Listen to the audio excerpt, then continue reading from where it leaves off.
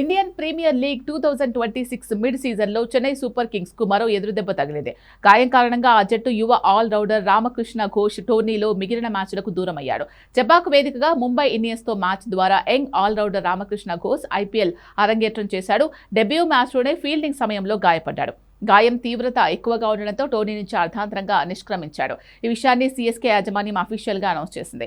గాయం నుంచి త్వరగా కోలుకోవాలని ఆకాంక్షించింది. ముంబై ఇండియన్స్తో జరిగిన మ్యాచ్లో ఘోష్ ఐపీఎల్లో అరంగేట్రం చేశాడు.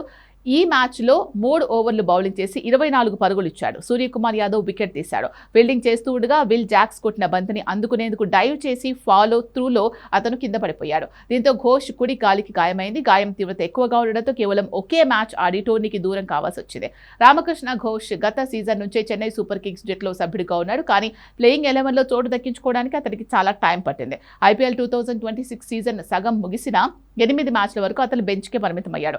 అయితే ముంబై ఇండియన్స్తో జరిగిన 44వ మ్యాచ్లో కెప్టెన్ రుతురాజ్ గైక్వాడ్ అతనికి అవకాశం ఇచ్చాడు. కాగా ఈ సీజన్ ప్రారంభం నుంచే చెన్నై సూపర్ కింగ్స్ ను గాయాల బెడద వెంటాడుతోంది. టోర్నమెంట్ ప్రారంభానికి ముందే fast bowler Nathan Ellis tourney నుంచి తప్పుకోగా అతని స్థానంలో స్పెన్సర్ జాన్సన్ జట్లోకి వచ్చాడు. స్పెన్సర్ జాన్సన్ కూడా గాయపడ్డాడు. ఆ తర్వాత స్టార్ బౌలర్ ఖలీల్ అహ్మద్ కూడా గాయం కారణంగా టోర్నీ నుంచి అర్ధాంతరంగా వైదొలగాల్సి వచ్చింది. సూపర్ ఫామ్ లో ఉన్న స్టార్ బ్యాటర్ ఆయుష్ మాత్రే కూడా గాయపడి టోర్నీకి దూరమయ్యాడు. మాత్రే స్థానంలో ఆకాష్ మధ్వాల్ ఎంపికయ్యాడు.